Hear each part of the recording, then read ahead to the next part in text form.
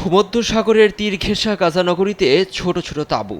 উত্তাল সাগরের ঝোড়ো বাতাসে উড়িয়ে নিচ্ছে সব তাঁবু। বাতাসের সঙ্গে আছে মেঘের গর্জন।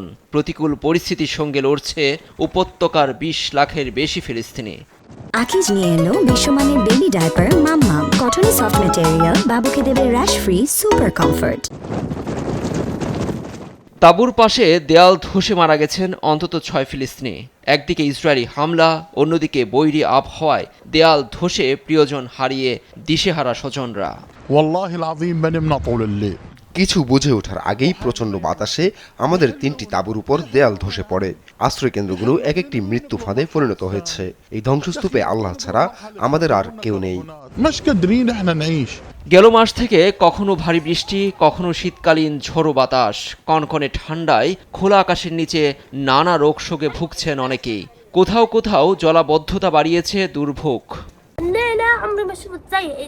গেল রাতের মতো ঝড় আগে কখনো দেখিনি। আমাদের তাঁবুগুলো বৃষ্টির পানিতে প্লাবিত, জামাকাপড়, আসবাবপত্র সবকিছুই পানির নিচে। চরম মানবেতর দিন কাটছে আমাদের।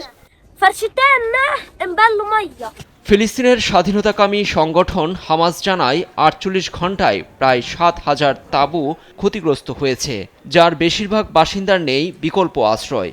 আর জাতিসংঘ সতর্ক বার্তায় জানিয়েছে উপত্যকায় প্রায় ৮,৫০,০০০ ফিলিস্তিনির জীবন ঝুঁকিতে। এ পরিস্থিতিতে মধ্যস্থতাকারীদের কাছে জরুরি ভিত্তিতে গাজায় সাহায্য ও আশ্রয় উপকরণ সরবরাহের আহ্বান জানিয়েছে হামাস। নিউজ ডেস্ক, দেশ টিভি।